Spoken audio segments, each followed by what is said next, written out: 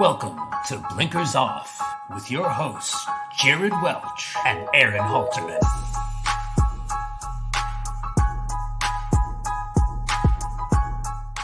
What is up? I'm totally killing the new way that StreamYard uses the intro. Totally killing it.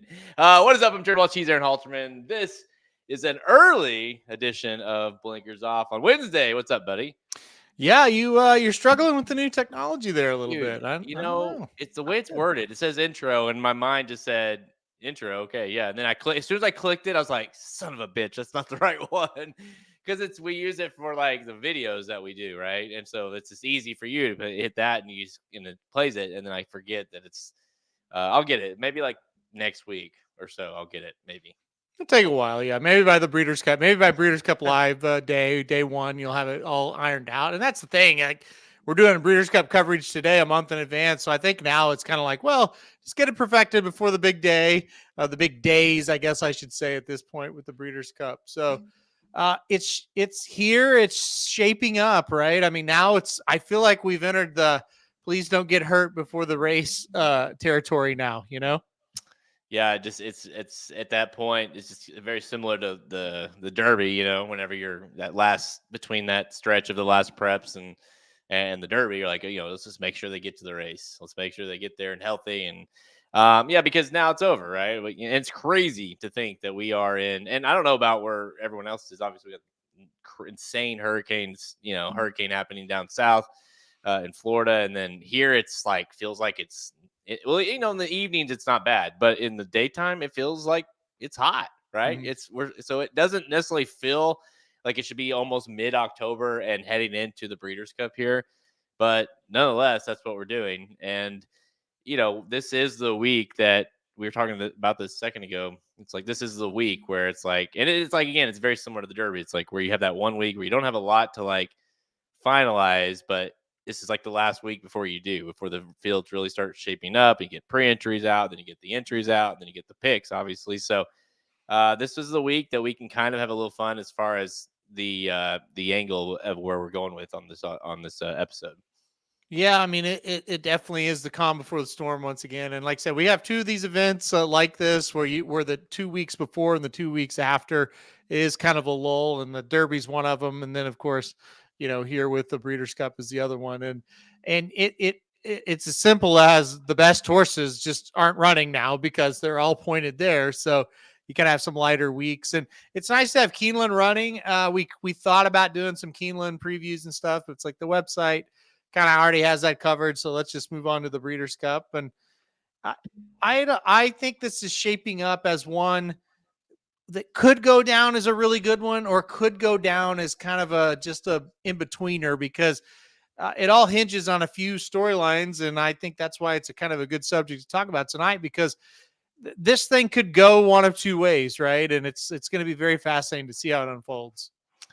Yeah, it's and you know what, dude? It's kind of been that year all year, though. That's the thing, right? And so that's you kind of have, like, we don't have that older horse that's like just this dominant older horse, and as far as the males go, and really even females, I guess you could say that. And then you don't really have the 3-year-old males. It's obviously still a little bit up in the air. The female, we taken care of that for a while now, and really up until lately, I mean, Carl Spackler maybe is starting to. Yeah, obviously last weekend he was very impressive, I thought, in the Coolmore Turf Mile.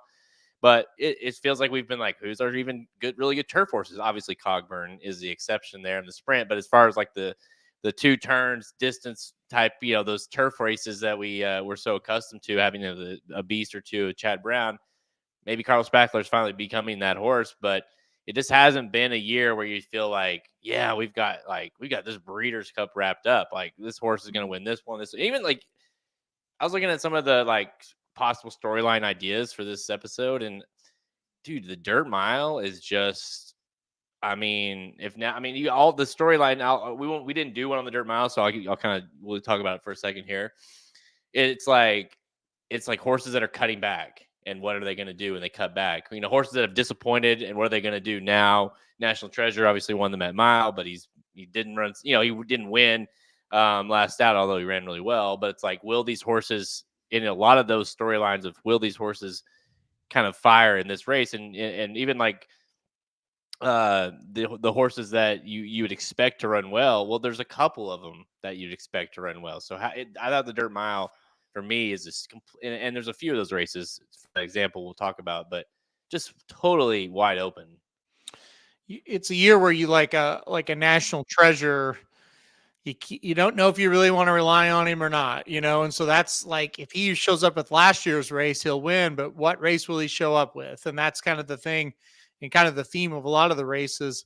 It's like, yeah, there's a version of that horse that he can't lose, or will be really tough to get beat, but he or she doesn't show that version as often as you would like, and then that's what kind of makes for upsets and make for horses that don't really get bet to run and win at prices that are a little bit better than they should be, because that heavy favorite, you just couldn't quite rely on them. So there's definitely a lot of that. I think in all these races, it's definitely not a Breeders' Cup, like you said, where there's a Flight Line or somebody like that, where it's just it feels like a slam dunk. And all these races, I think you can kind of look at it and go, well, this could go a few different ways. It's not just one or two different ways. It's several.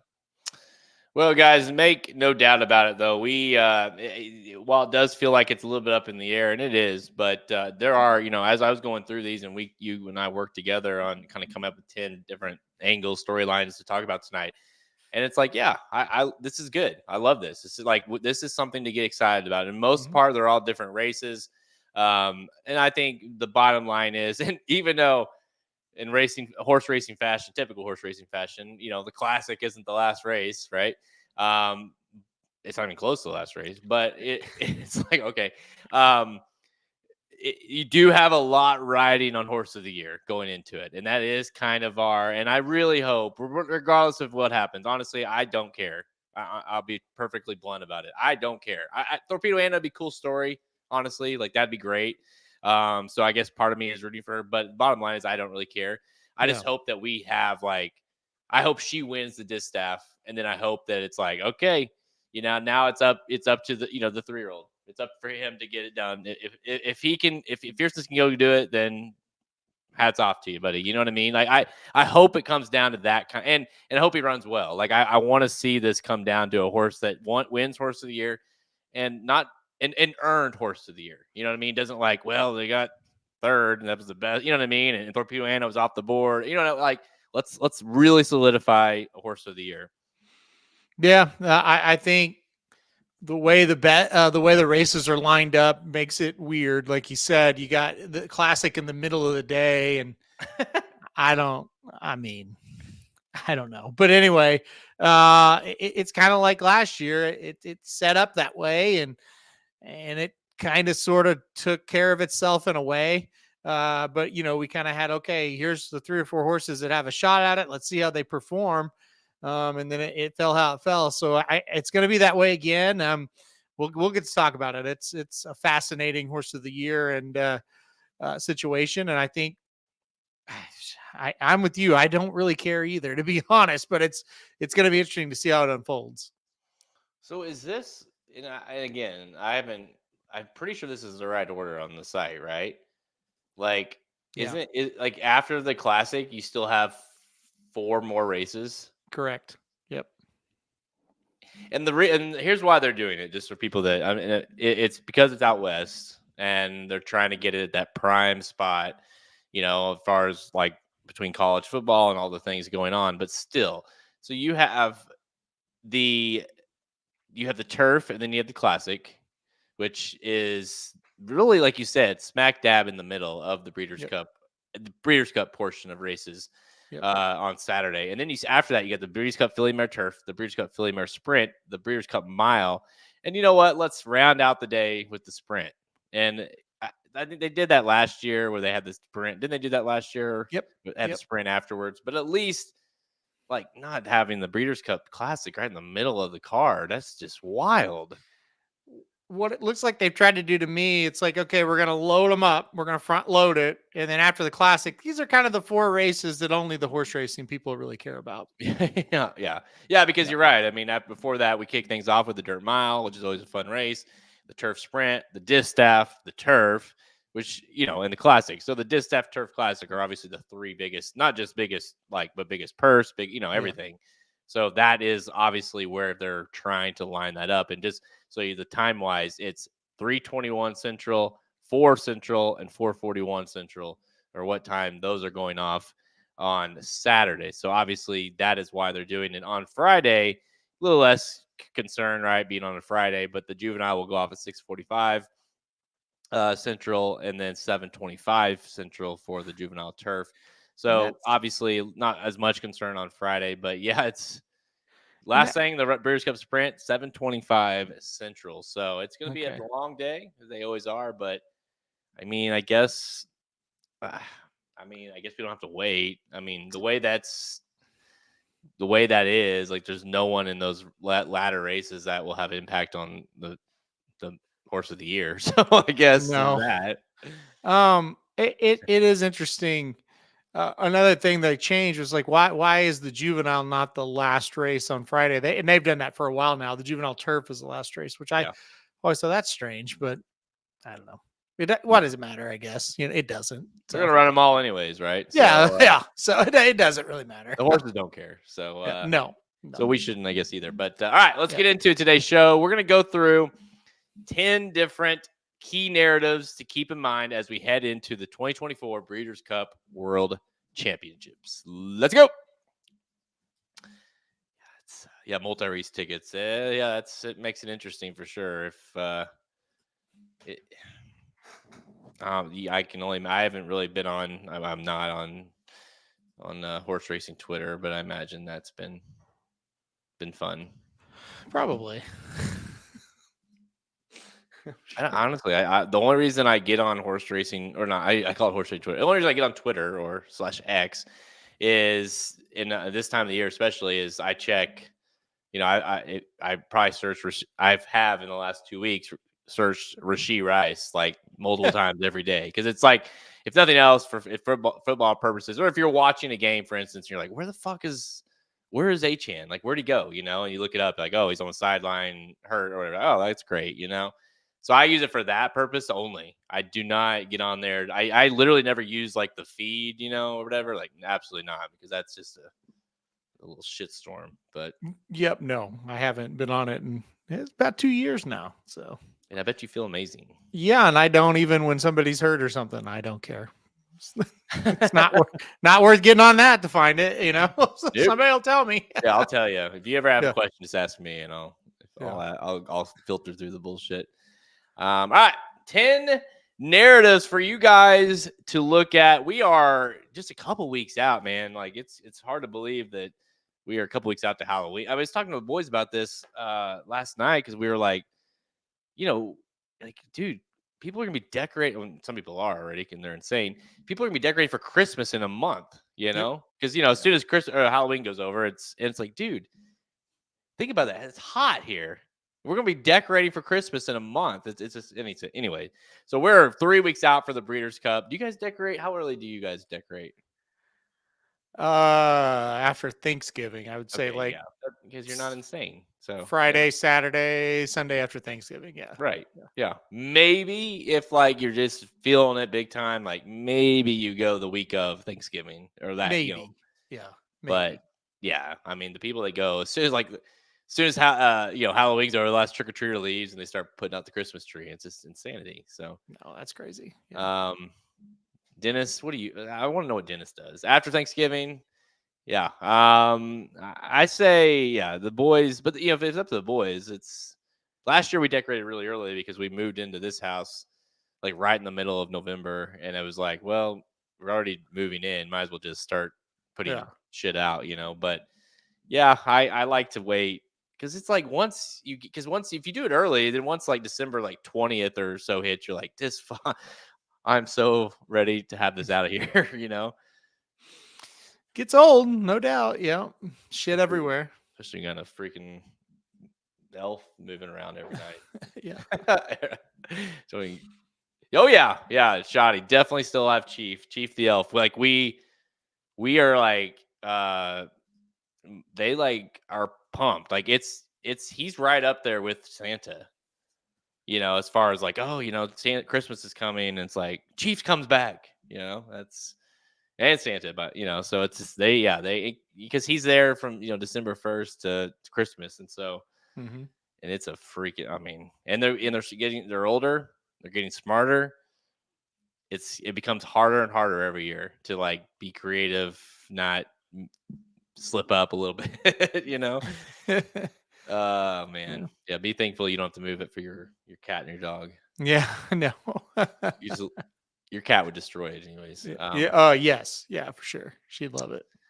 All right, 10 storylines, guys, as we are a few weeks out to the Breeders' Cup, and we looked at this kind of together, and then we put together some lists, and then we've come down to 10 kind of storylines that you guys something to look forward to. Obviously, it's a great betting races every day on Friday and Saturday, every race, but still, like, these are kind of the main storylines to kind of be excited about. Obviously, we'll get to the Horse of the Year type stuff here coming up, but let's kick things off, Halterman, with maybe one of the first ones that we'll get to, and that's Chancellor McPatrick versus East Avenue in the Juvenile. These are the two, and I almost added versus Baffert, because we'll get to that in a second with Baffert, because you never know with Baffert and these juveniles, but Chancellor McPatrick and East Avenue have definitely established themselves as being the top two-year-old males headed into the Breeders' Cup.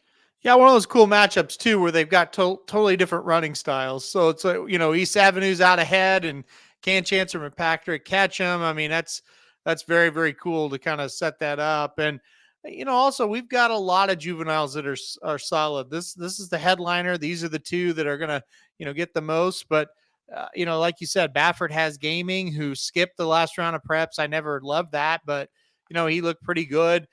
You got Jonathan's Way out there, who's pretty good. Ferocious still isn't awful. So like there's a lot in there. It makes for a very, very fun, Breeders' Cup Juvenile and really a loaded one if they all get there. But again, these two are kind of the headliners.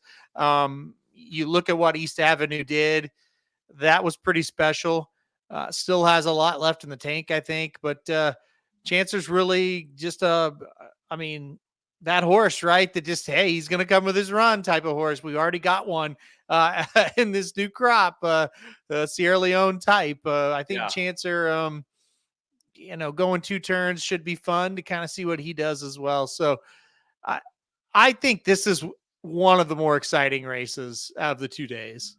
Well, I think too, it's like they're 2 nice horses too, like I feel like, we talked a little bit about it on Blinkers Off. We talked a little bit about it privately as well. It's like, man, if Chancellor can win the way he's been winning and still get it done, he might be the real deal. And I know the comparisons, and we'll start to, and it does me as well, start to kind of shade your mind a little bit as far as oh, well, it's Sierra Leone all over again or whatever. But I mean, he continues to find, to just find that gear and win these races. And he looks really good. So I think heading into this thing, he is to me, he's leader in the clubhouse. Right. And I hate his running style as it goes forward, but especially at Del Mar as well. But I think if they can just get him a little more engaged, and we keep saying that, right? But the talent is obviously there.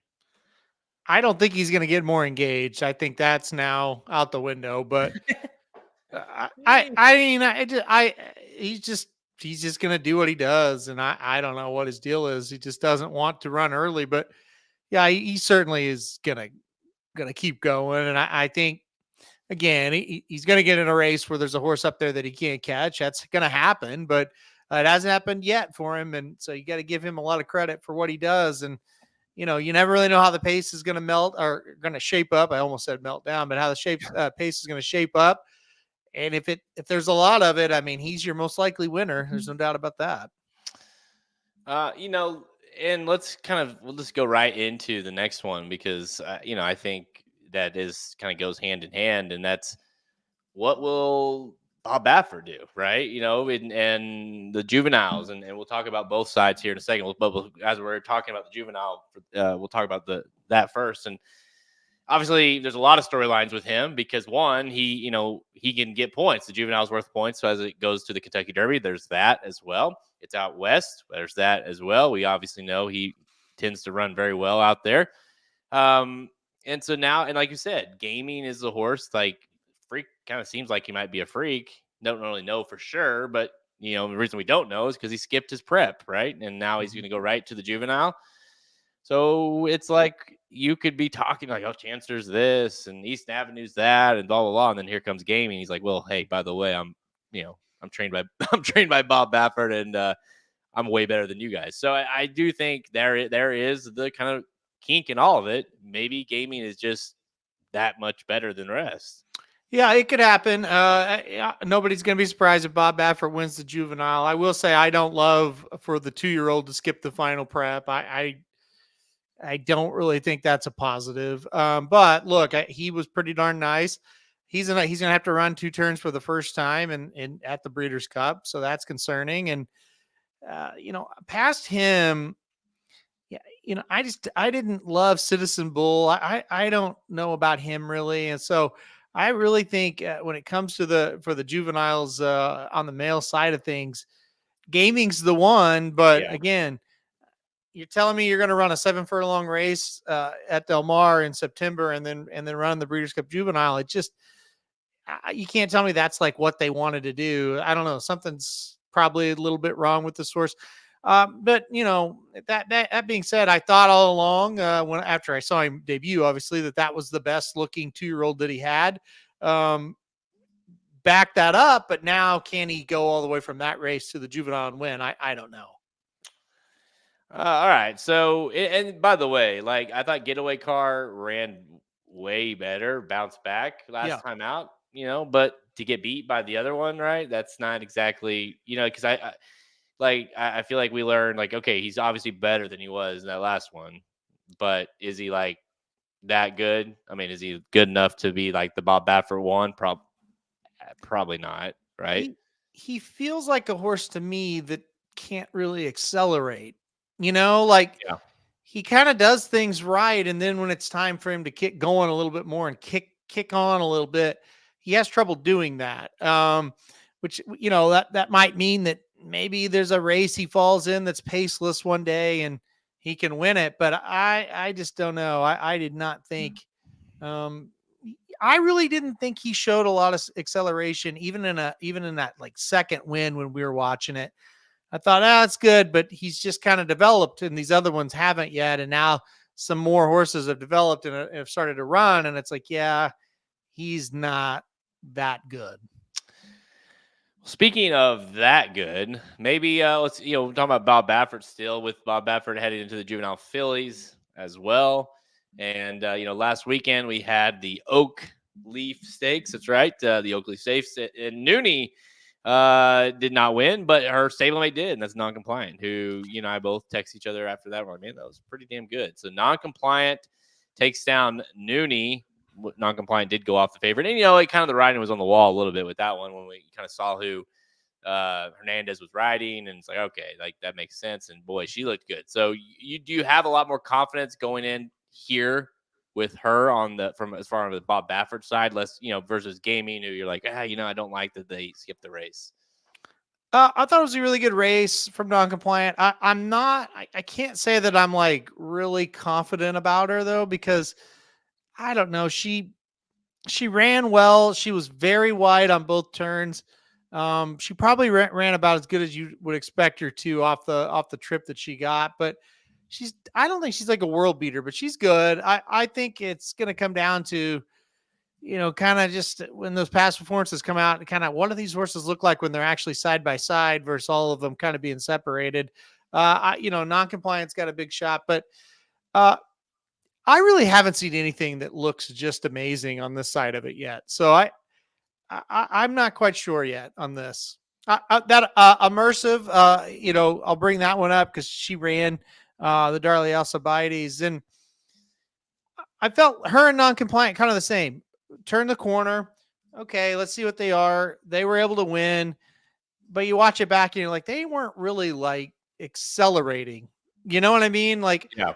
Immersive kind of to me looked like, okay, we're getting ready to see a little bit more than just a good performance. And then, she was tough, but she just kind of hung there, Yeah. I haven't seen anything either that's like, oh wow, that's this monster of a horse, Yeah, Shotty says the Japan filly looks great. I mean, we'll get to that in a second, Shotty. That's going to be a storyline in itself. Are the bikinis? I think they are, dude. I mean, if you go to different countries, bikinis are, more acceptable than others. All right, let's go to the next one here. Cogburn versus the Euros in the turf sprint. That is a hell of a storyline because you look at a horse that is just absolutely dominant over here, and clearly there's nothing here that we've seen in multiple horses. Not only that, multiple horses that have faced him that have gone on to win and run well that are like, okay, clearly like no one can touch him. But so really the question is, just as the storyline says, can someone overseas do it? Yep, that's the big question mark. I think we know in the past that overseas sprinters aren't quite as scary, even though we've seen a couple of them come over and win lately. Maybe not, not all of them in the sprint itself, but the Juvenile turf sprint, we saw a really nice horse. And so, anyway, I think we do know though that American horses do tend to fare a lot better against European runners when it's at the shorter distances. They kind of specialize in the longer distances. We also don't know who's coming over yet officially. So that'll be the other big thing. I think we may find out how good the Europeans think Cogburn is based on if they come over here or not. Because the one thing about it, there's a lot of places these horses can run, and they don't have to come over here and run in this race if they think they can't win it or whatever. They think they're overmatched. So I don't think anybody's beaten this horse that's from the United States, but never in a turf race a month out am I going to say, well, this horse is a lock, because you just don't know what European horse may come over. Some you might be thinking about, some you might not. And then you kind of look at it and you go, well, that horse can beat him. Yeah. I mean, Big Evs for me is still a horse that's interesting just because he came over here and did it last year. Having said that, he's not been great since he left, right? And so there's that as well. Past that, I just have not seen anything from Cogburn that like makes me think, well, you get the right setup or the right horse comes along, like that might be. Dude, speed is speed is speed is speed, and that guy has all of it. And when you have that kind of speed, and I think with the Euros, like I think you're totally right. Like they might look over and say, I mean, we can't run with that, you know. And so if you do get one over here, it's gonna be hard pressed to be like, yeah, we're gonna go out in there and challenge Cogburn. So I just and the point of that is like the U.S. guys know they can't do it, so they're not going to try. And so you might just sit there again and say he breaks, and that's how he's 2 lengths ahead of everybody, and see you later. Good night. Yeah, will Appleby bring anything over? He's ran against him. He knows what he is. Will Aiden O'Brien give it a shot?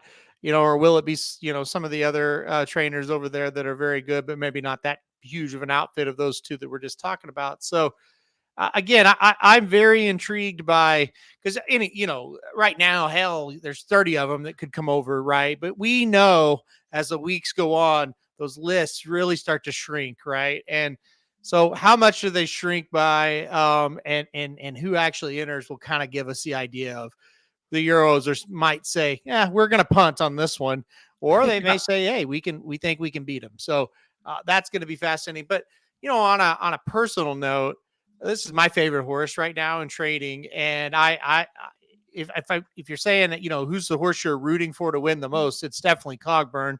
Bets aside or picks aside and analytics and all the stuff we're going to talk about over the next month, in my heart, who I want to win, it's Cogburn.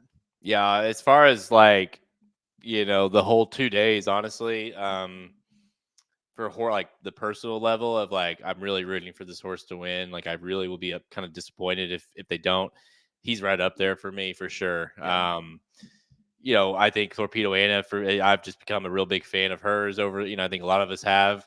those would be the two that I'm like really going into these races thinking, man, I really hope these horses win. Not for betting purposes, not for whatever, just because I think it's a cool story. Cogburn has really turned into just an absolute monster.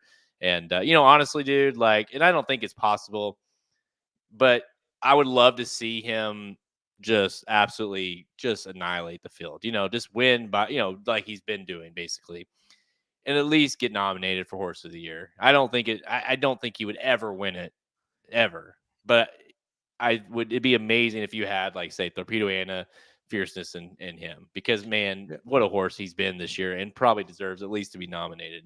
Yeah, I think there's no, I'm not going to go there. I was going to say there might be a world, but it would be like, no, it's not going to happen. But yeah, it'd be nice to see him get nominated. It'd be nice to see him get some recognition. He's really, really been a special horse. And like I say, since moving to the turf, just has the one loss. It was last year, Kentucky Downs. And clearly something happened because he had a long layoff after that race. And he came back and he won at Kentucky Downs. And he kind of, said, hey, it's not that I couldn't win here. I got hurt. You know what I mean? So yeah. Anyway. All right, let's go to this and talk about this is a bit late addition to the storylines, and not really a storyline I thought was going to be, a week ago, but here we are. Sweet Azteca, the Sweet Azteca dilemma. The story, this horse, if you talk to most people, including us, going into last weekend, you would have said, well, who are your locks of the Breeders' Cup? Who are some of those horses that you're, thinking that could be a lock in their particular race? And Sweet Azteca certainly would have been on a lot of people's lists. Let's put it that way. As like top three. And the horse, you go in like, all right, we're gonna run one more. Like, it's no big deal. Like, this is just a prep basically.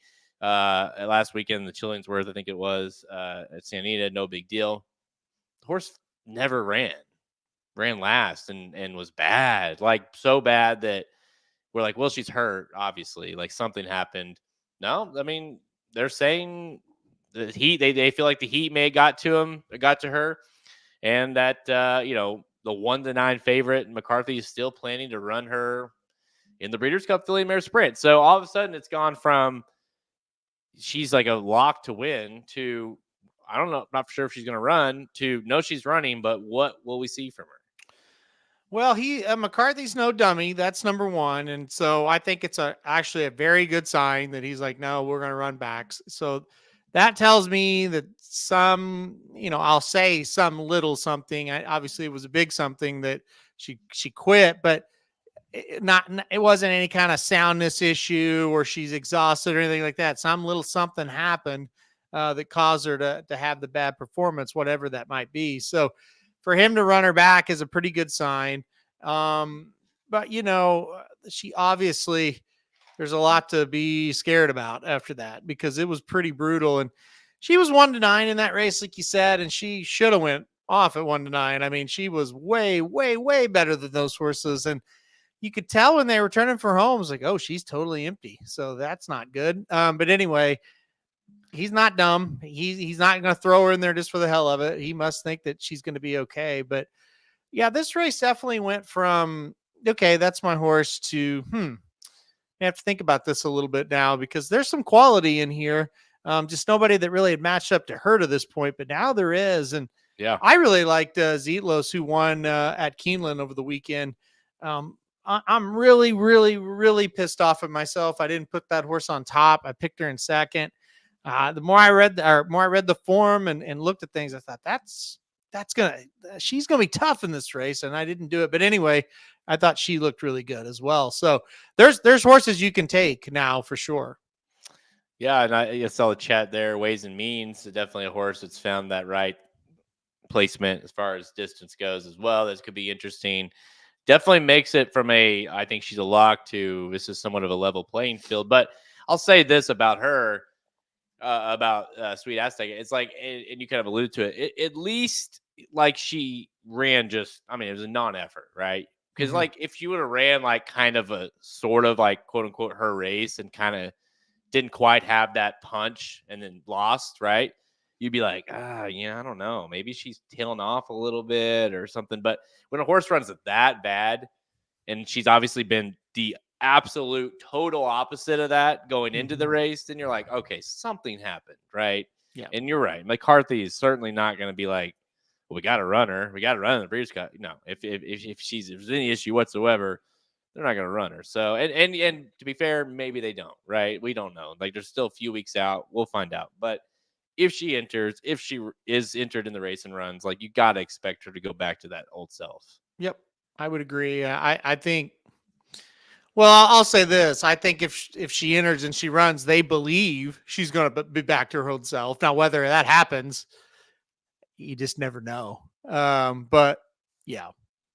Yeah, I think I'm gonna. What I think is, I can already tell you what's gonna happen is I'm gonna start looking at it and be like, yeah, I'm gonna beat her because that race was so bad. And then I'm gonna start looking at the form and I'm gonna look at some of her other races and think, my gosh, if she runs that, I'll look like such an idiot not picking her when she runs off the screen. Well, she'll be a horse that you really need to buy the betting Bible and look at the trends of the workouts, because that's a horse that's going to mean a lot, right?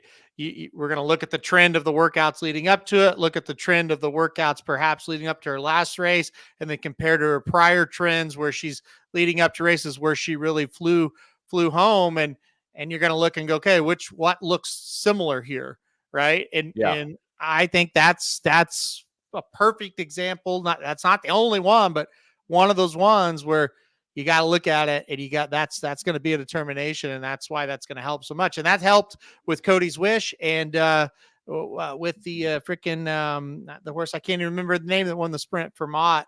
Both of them have kind of fallen off, and then that work pattern came back. And it's like, okay, maybe they're back to their elite power. Maybe they're back to their normal. Yeah. So, yeah. Yeah, and again, there's the talent. It's just if she and not to.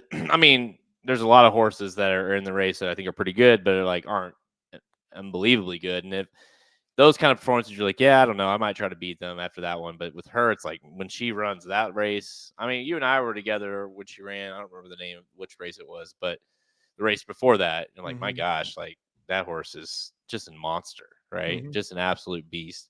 And so I still think I'm gonna have a hard time picking against her, but we'll get into that as we get closer. All right, this is a good one. This one is because this is a horse. You talk about horse of the year earlier, and we'll talk about it again in a second. But the Legend of Next, where will he run? What race will they go to? Are they going to run in the undercard?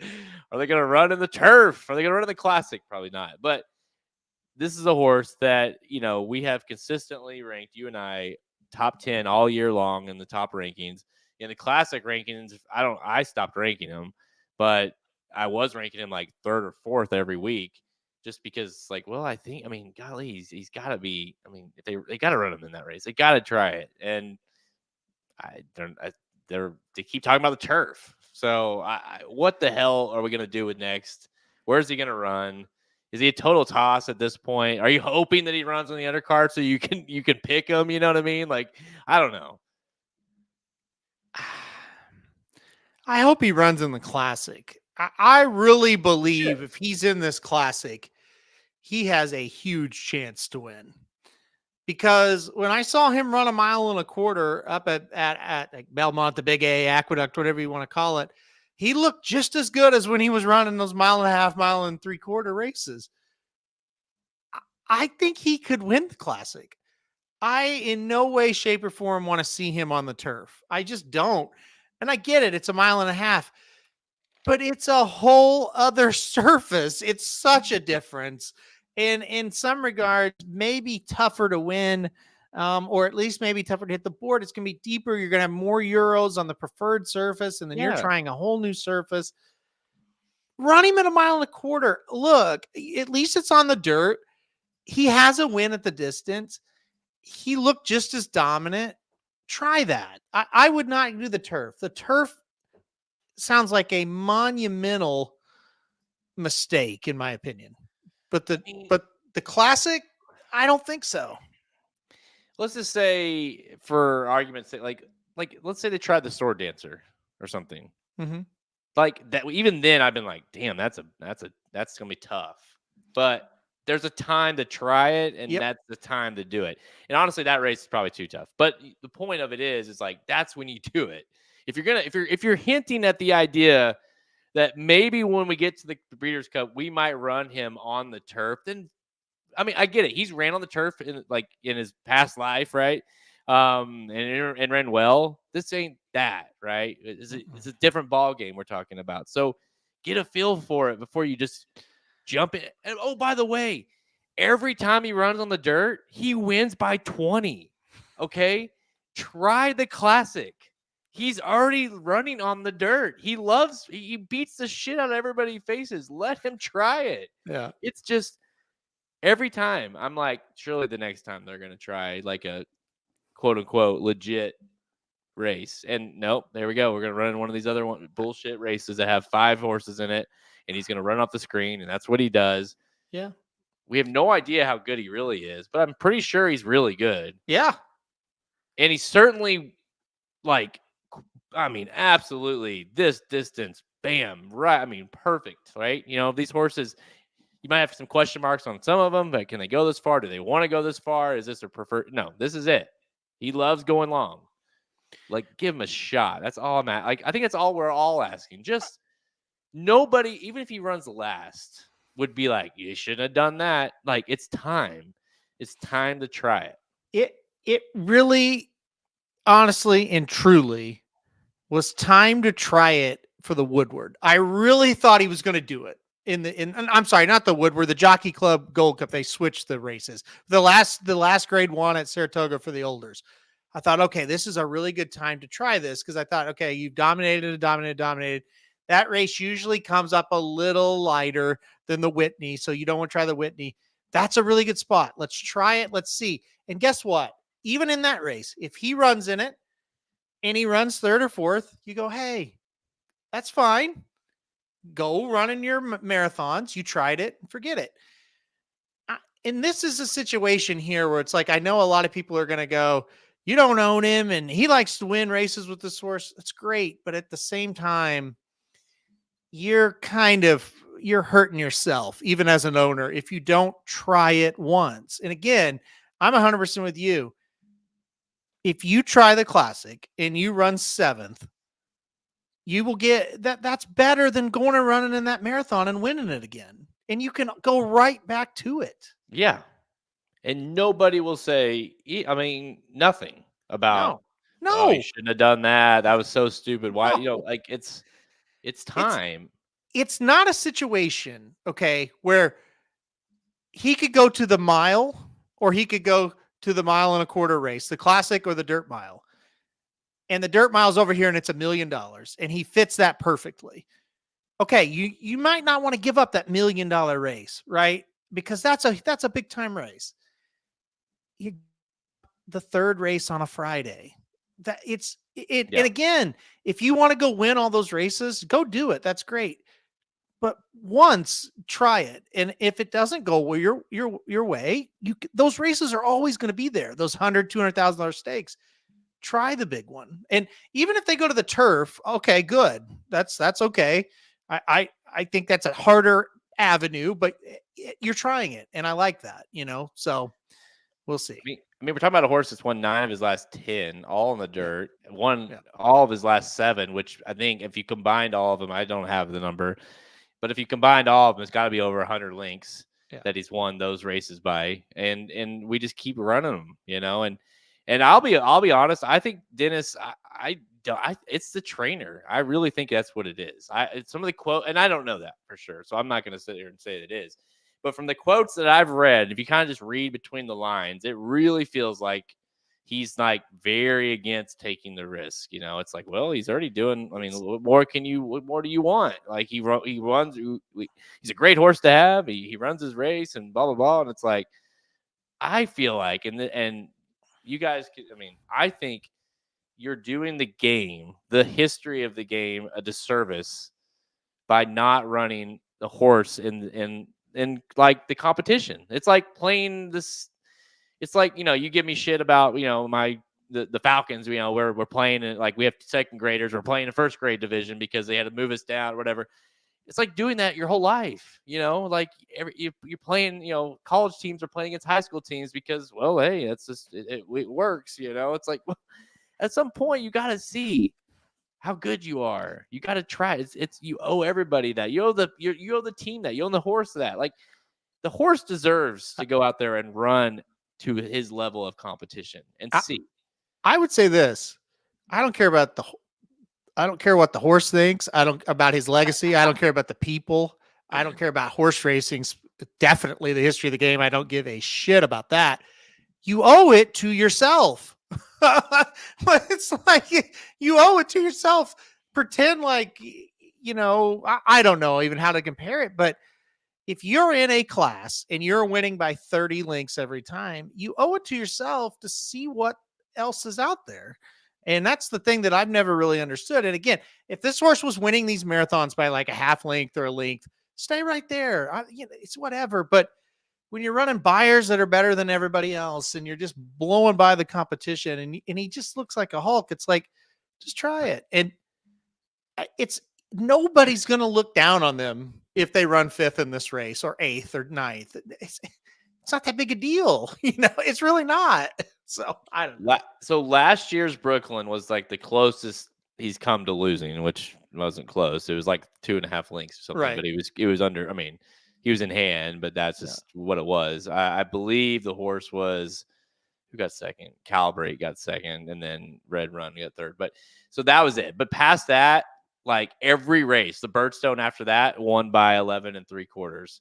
The Greenwood Cup Stakes after that, which was at Parks, won by 25 links. Yeah. Okay. The race after that was an Isaac Murphy Marathon at Churchill Downs. That's a doozy of a race. Won that by 12 links. The Brooklyn Stakes again, come back to the Brooklyn this year. Wins that by almost 10 links. Again, none of these are absolute virtual cruise control. Goes and wins the 4-horse field, the Birdstone, wins that by 22.5 links. And then last out in the Greenwood Cup, wins that by 10. Yeah. Wow. Like we are really testing what this horse is made of here. Like it's just crazy. Run him in the Classic. If you want to run him in the Classic and then go right back to those marathons, go ahead, like knock yourself out. But at some point, you said it like this. It's like we were talking about it, and you said it'd be like if University of Georgia, every week they played Missouri State, and they just beat the shit out of Missouri State every single week. Yeah. Great, but who cares? And that's kind of what this is falling into. And I know, like, I think that, I don't know. And you said you and that's fine. Like, I get it. You don't care, whatever. But like, I think if I own the horse, like, I would want to, like, cause if he goes, say he runs in some other bullshit race and then retires at the end of the year, with, and people, you probably forget about him, honestly. But like, if you do think about him, you're like, hey, he was like, he beat the hell out of those fields. Remember that? Like, I wonder, like, we just never knew how good he was. Yeah. Like, wouldn't, as an owner or a trainer of this horse, and you're never going to get a horse. Like, if you're this guy, all right, you're never probably going to get a horse this caliber again. Like, wouldn't you want to be like, yeah, and we won the Classic with him, the Breeders' Cup Classic. Like, yeah, dude. It's crazy. Just in a smaller example, and this is not, it's relevant, but it's not comparing the two. Okay. I want to make that very clear. I'm not comparing the two. When we had Husker Butch, okay, he won a maiden special weight. And we were like, okay, let's try a claimer. He wins a claimer. Okay, let's try an allowance. Let's see if he can do it. And we're all got together and we're like, he probably can't. And the trainer, Kelly, stepped in and said, yeah, but he's won the other 2 levels. This is the next level. You run him at it. If he doesn't win, those races aren't going away. But he said, what if he's the type of horse that steps up a little bit, steps his game up a little bit? He didn't. We dropped him right back. He won. He's like, okay, let's try to do the same race, but let's do it at Keeneland and see if he can do it. Okay. He couldn't, but still it's like, you don't just take him and go, well, this is what he does. You try to go see. And again, it's relevant in some ways, but it's not really a comparison. It's just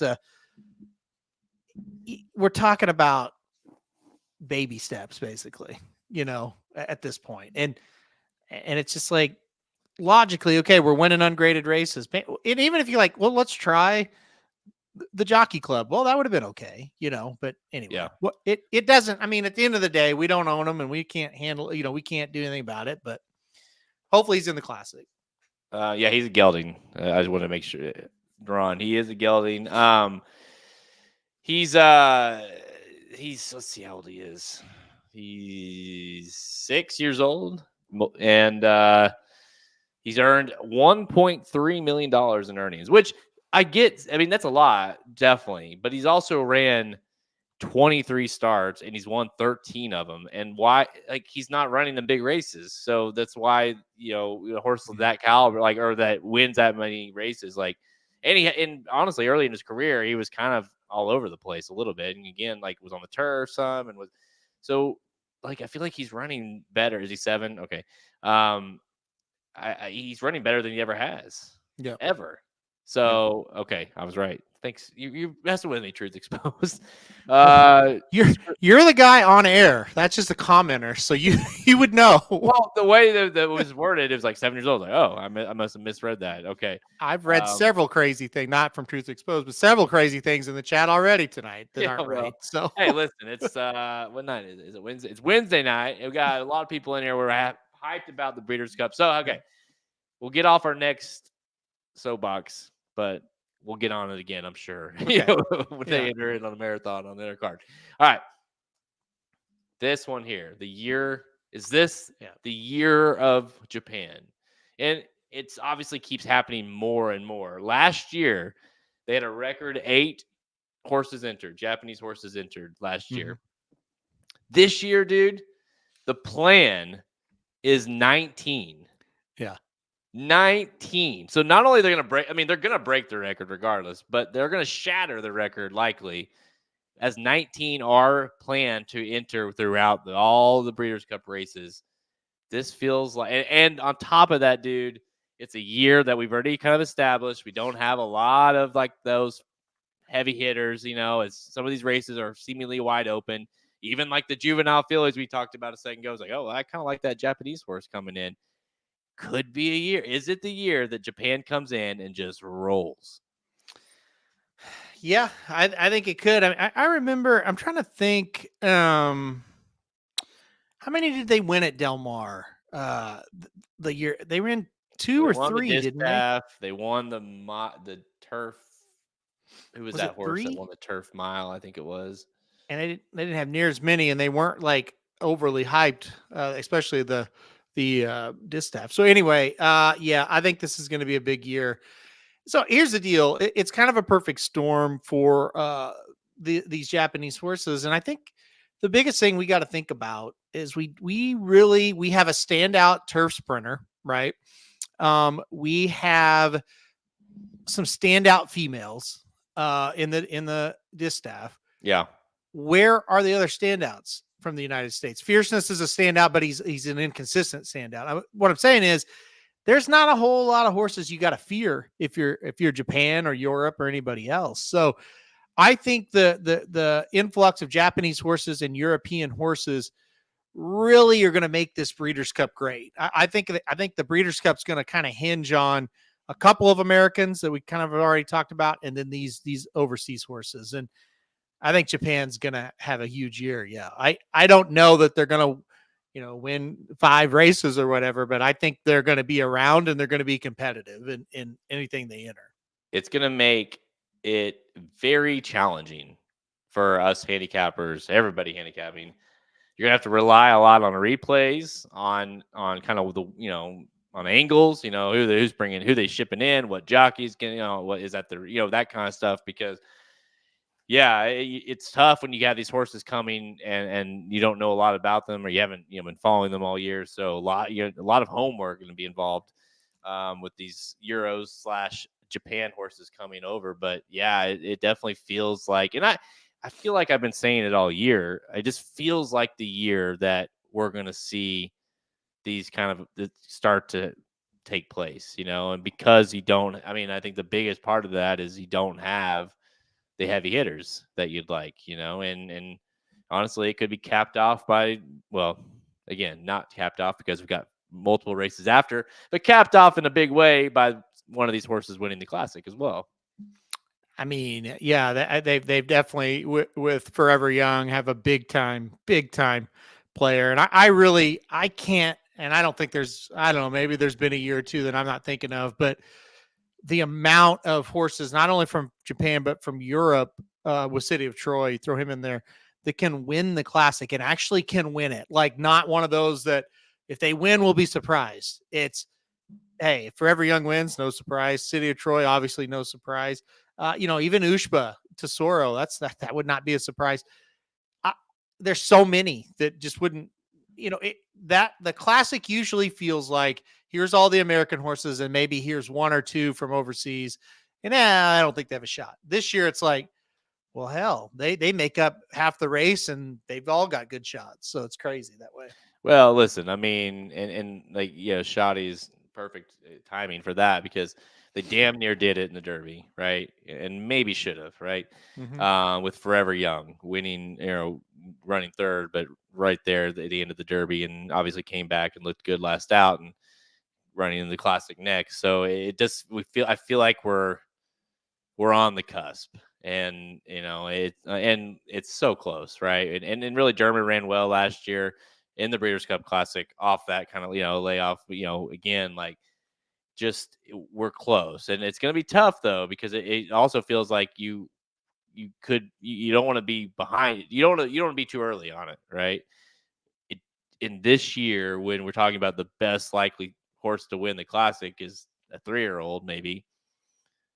Yeah, maybe it's the year that one of these horses comes in and does it. Yeah, very much so. And I think the way we approach this Classic is just going to be a little different than how we've approached it over the years because of what you're saying. And I think, honestly, dude, after what you saw in the Kentucky Derby, I think how we approach the Kentucky Derby will change a little bit as well because, and again, the same stuff that we talked about before the Derby ended up costing Forever Young the race. They can't break for some damn reason. None of these horses can come over here and break out of the gate well enough that have a legit shot. If they figure that out, it's here. They're going to win it. Like, it's not going to be in the future. It's not going to be, someday. It's no, very soon they will win. I don't understand why. And again, another thing I feel like I've been saying for years is, like, if they just would start getting a race or two even under their belts here in these prep races we saw it, was it 2 years ago with, I can't remember the name of the horse that ran in the Santa Anita Derby. But we started to see that a little bit, but it didn't happen last year. Like, if we could see these horses start to show up at that would make the most sense, Santa Anita or whatever, but and just get a race or two under their belt to have that gate experience, to have the experience of the style of racing. And then you get to the Derby and now all of a sudden you got the horse, right? The horse isn't the issue. And now you got a little bit more experience and seasoning in this style of racing. I think that will make the difference. So explain something to me. And what is the difference between running in the UAE Derby and then shipping to Kentucky and then running in the Derby? Why would you not just ship in for the Bluegrass or something ship right to Kentucky, go to the Bluegrass, run in it, and then run in the dirt? Why wouldn't you do that? I just don't understand it. And on top of that, you're talking about travel. You're talking about the time it what it puts out of the horse as far as going all across the country, across the world. I mean, and so it just feels like a no-brainer. Like, if you truly believe the horse is the goods, right? If you think, hey, I think this horse can win the Kentucky Derby, let's put it all. Let's get the pieces together. Let's get the plan, and where this horse is already over here, it's already stalled at Keeneland or whatever. Bring him over to Churchill the week before the Derby or whatever, and bam, it just feels like it would be a no-brainer, but it hasn't happened yet, and they continue to not do that. So we'll see. There you go, Mookie Betts. Oh, home run, cool. I guess nothing. I guess. All right. Yeah, lots going on in the sports world as we're doing the show. Yeah. All right, let's head on to the next one, guys. You got the three big ones here. Torpedo Anna versus Eo-Matic in the distaff, which is going to have implications and for the next one as well. But this is a huge storyline, and probably as we get to the Breeders' Cup, as far as like matchup goes, like get to the race, bam, this horse versus this one, this is probably right up there to the top, right? I mean, as far as because even at the Classic, yeah, it's fierceness, but you got a slew of other horses that are trying to come in. This one feels like it's Torpedo Anna, it's Idiomatic. You have two not very, but different running styles. Idiomatics can go to the lead. Torpedo Anna will sit off. Can she get to her like she's done in the past? Will it be similar to the Travers, where she can't quite get there to the fierceness? Obviously, a boy. What do you think is going to happen here, and how pumped are you for this race?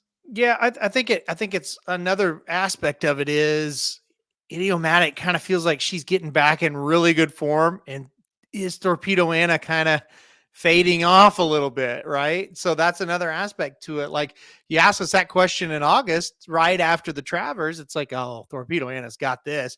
And then you watch those last races, and it's like, well, maybe Idiomatic's better. So it makes it fun. I think this is just so intriguing to have the defending champion versus the up and coming 3-year-old. Definitely gonna be the 3-year-old filly of the year and perhaps horse of the year, depending on what else happens. So, the Juvenile is going to be great, and then this is going to be great. And yeah, I don't have a decision yet on who's going to win this race. Let's put it that way.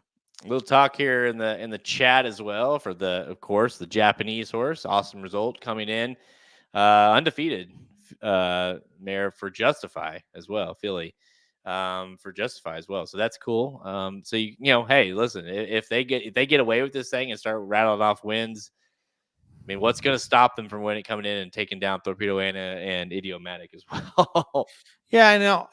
Those horses, for me, again, with these European horses, I never worry about them until I actually see them in the entry box. So I haven't given that horse any thought yet, because I've been down this road, and sometimes they're definitely coming. They're definitely coming. And then they don't come. And then I've wasted time, and I don't have time to waste. So I haven't looked at her, but obviously if she's undefeated in racing over there and doing well, she's going to be like anybody else. She's going to be a handful.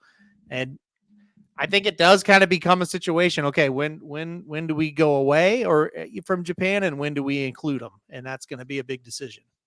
Yeah, we're gonna have to play a game on the show once we get the fields, like the fade or the fade or lean in game on these Japanese horses. But I thought Idiomatic looked really good on Sunday. Thought she won that race the right way going into this race. So Torpedo Anna's gonna have her hands full, or her hooves full on this one. So the jockey issue is definitely an issue for Idiomatic. There's no doubt about that. Definitely got her beat the race before that. No doubt about that one. She's a beast. She really is. Like the one thing you say about Idiomatic, regardless if she wins or loses, she'll make you earn it. She'll make Torpedo Anna earn if she wins that race. Like it's not, she's not gonna give it to her. We saw in that race she lost at Saratoga. She was just gassed because of her dumb jockey, and she just kept going. She kept trying, and you had to make Raging Sea get to her that race. And so also Raging Sea, fun fact, would be a really doozy of a winner here as well. After it's like, well, she did beat Idiomatic. We'd be like, really? She beats both of them, and Raging Sea wins the distaff. Well, you could probably say both of Idiomatic's losses this year, the jockey played a part, one more than the other. But the other race she lost on Belmont Day, that was kind of a lackluster ride, in my opinion. It wasn't egregious like the one on the day before the Travers, but yeah. All right, that one will be obviously some huge implications for Torpedo Anna. We'll set the stage for the next race as we get to the horse of the year. We'll talk about that to finalize things. But let's get to the Classic, which is the next one. We'll go back to the Classic. We talked about that a little bit. And that's City of Troy.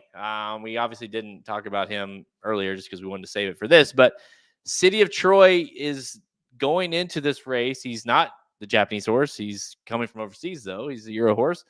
Trying the dirt, which Aiden O'Brien switching to dirt for a turf horse who's dominant on the turf.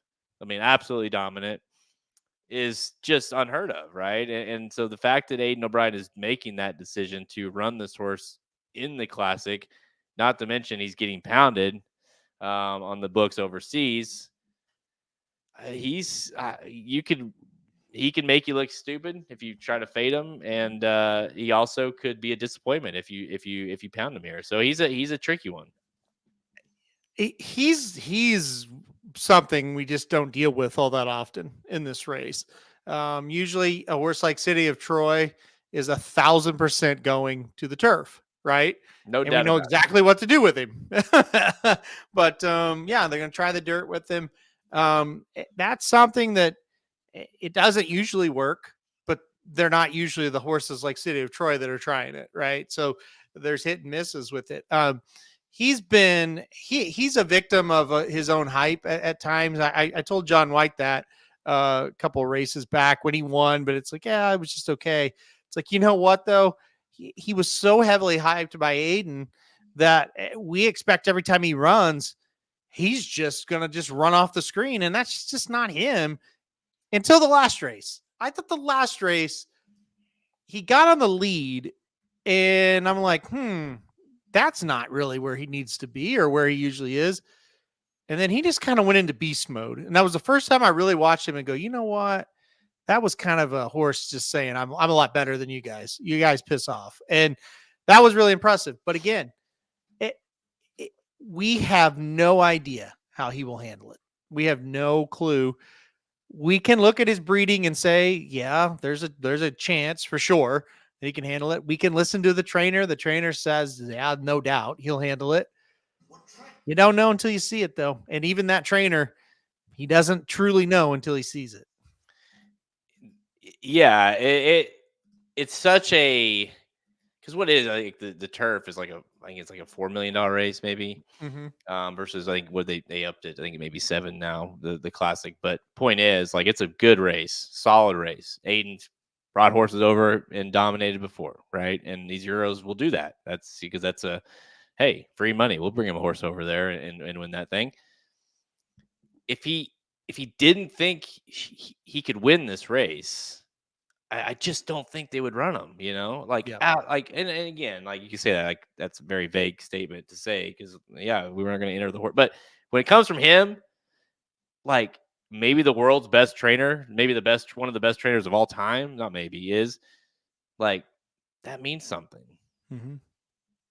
Yeah. I mean, he said it's one of the best horses I've ever trained. So again, like, it's not Dale Romans, saying that. It's somebody that's, he's trained a lot of good ones, and he's not a guy that's going to sit there and brag and lollygagging, I guess, in a way. This was the first time I'd really saw him in the light of, he knows exactly what he's doing. He's got this whole thing measured. He's going to just keep that horse at bay. If the horse starts to get closer, he'll just let out a little notch. Like, that was, like, for me, the first time I really watched him and said, yeah, he's a complete horse now. As far as just, he knows how to do everything. So again, if he can stand up on it on the turf or on the dirt, he should be tough. What is, like, what would you, it's, again, this is an impossible question to ask, but I'll ask you anyways. What do you think his running style will be? Like, obviously we saw there, he went to the lead, and with a turf horse, like, maybe you want to make, try on the dirt, right? Maybe you want to make sure you're forwardly placed just to not have the issue of kickback and things like that he didn't end up liking, and blah, blah, blah. If you're Aiden, do you not want to get him involved in the race fairly early? Yeah, it's a good question. And again, it kind of goes back to how will he fall into the shape of the race when he breaks. That is one thing. The races on the dirt, the horses need it going a little bit quicker and stuff like that. He's shown he can do it on the turf, but it's a little bit different of a situation here. But yeah, I think the big thing for him, he needs to be involved. I don't think he needs to be on the lead, but he needs to be at least mid-pack or ahead, in my opinion. I think if he gets too far behind, that's not great. It's not going to be as easy to close on the dirt if you get a little bit further behind. He needs to be that third, fourth spot, I think. I mean, he just the way this like he's justified, out of a Galileo mare. I mean, just absolutely unbelievably bred. Rattled off 6 of 7 wins over the career for $3 million. The career, by the way, started in July of last year, so about a year. And so really the horse has just been, he basically gone straight to grade 1 since his third race. Didn't fare in the Guinness, ran 9th that day, and just plain simple just didn't run, right? Because that was, again, one of those similar to what we talked about earlier with Sweet Aztec. It's like that was clearly not him, because I mean, even if he didn't win, like we haven't seen that. He finished 9th, well beaten. But then after that, rattles off 3 straight grade 1s, the Baffert Derby, the Coral Eclipse, and that Juddmonte International. So it's just, I mean, and again, if you see that form and he enters in the turf, you're like, great, this horse is my single. Yeah, like right. Move along, right? Yeah. So it's not like it's like they're grasping at something and saying, well, let's try the dirt. I've kind of always wanted. No, this is a horse that would be 6-5 in the turf.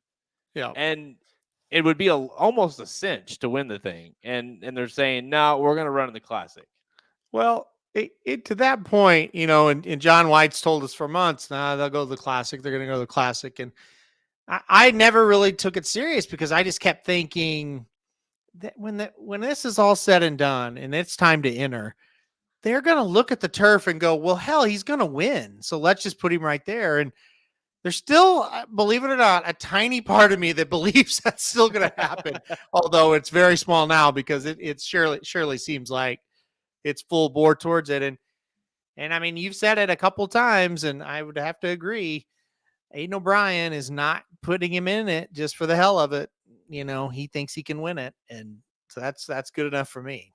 That, I'm telling you, the only reason this isn't number 1, because I'm so excited to see him run in this race. And by the way, it's a Classic. But it would be number 1 if there wasn't this next one, which is obviously the Horse of the Year debate, and so many storylines that are part of that storyline. And that, of course, will be our last storyline of the Breeders' Cup. And it's just, it's pretty fascinating, really, because it's kind of everything you want. You've got Torpedo Anna, so seemingly will be leader in the clubhouse, assuming she were to win the distaff. And even if she runs a really good race and runs second, technically, I guess she would be, because Fierceness, we'll see what he does in the race. But point is, you got back-to-back races with these two kind of aiming at Horse of the Year, Torpedo Anna, Fierceness. Those are clearly the two top horses that could win Horse of the Year. I mean, there's multiples, obviously, but those are the two top contenders. How do you see this one shaking out? Yeah, I'd love to know. It's if Fierceness wins a Classic, there's nothing to do. So I mean, that's number 1. The easiest answer and the easiest way is Fierceness wins the Classic, it's over. The other thing is, if Torpedo Anna doesn't win the distaff, Fierceness hits the board in the Classic, it's over. He's going to win it, right? So she has to put the pressure on him. Not that either one of them give a shit about this, but for our storylines, she is the one that first must put the pressure on him, and then what she does will determine how well he has to run. She like walks back to the barn after she wins, and she like gives him a little eye, like, "Hey, fuck you. Go see what you can do." Sometimes, and I swear to God, I feel so dumb talking about this kind of stuff, because it's like these horses could care less about this, and we're other, okay, now what she's got to do is she got to go out and she's got to win, and it's like she just does. As long as she gets fed, she'll be fine, Yeah. Anyway, knows that she's gonna get bathed and fed and petted. Maybe that's all she cares about. But yeah. I think the weird situation that could happen, and let's just pretend for a second, because I think both of these things are possible. Torpedo Anna spent. Okay. I mean, it's possible. She looked tired last race, right? Okay. She runs like 7th. Fierceness does what he did in the Derby or the Holy Bull, and he runs like 9th. Then what? Yeah. Well, listen, and really it's almost as plausible as them went running, one of them winning, one of them runs second. You know what I mean? Like, Yeah. like I think them running well, it's almost just as plausible because she's had a hell of a campaign. Yep. We know his MO, right? I mean, yeah, he kind of shook that a little bit last out, but it's certainly fair game as two guys who backed him very heavily in the Kentucky Derby. And so it's certainly there. If that happens, it honestly, dude, I don't even know who the third. I mean, we mentioned earlier with Cogburn, like, okay, maybe who backdoors their way in. Who's the third man? Like, reminds me of WCW when they had the NWO that had two members. Who's the third man? It was Hulk Hogan. Yeah. I mean, Shoddy's mentioned a few times, and I don't even want to think about it, but Seize the Gray could possibly sneak his way in if he were to run. Listen, if the situation is Fierceness running, like shit or whatever, and she doesn't win, and he runs really well, and I don't even know if he needs to win. I think he does need to win. I think he needs for horse of the year. I think for horse of the year. Yeah. As I said, I'm like, yeah, no, he needs to win.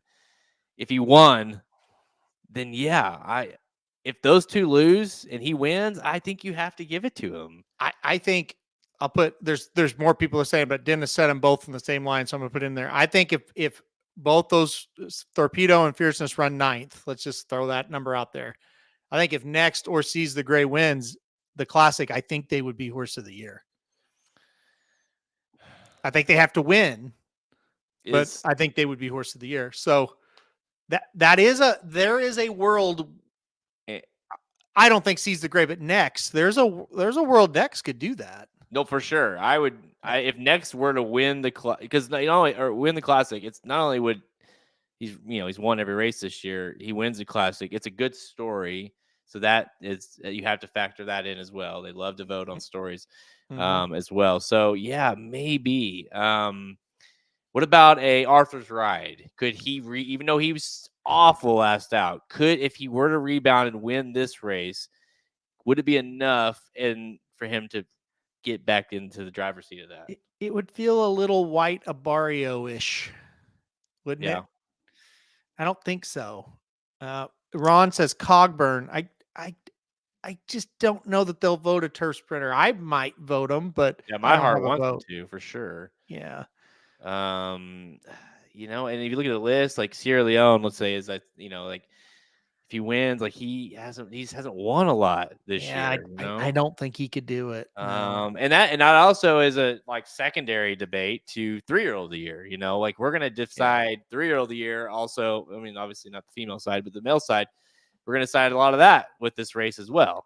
And that even might come down to, dude, as who finishes ahead of who.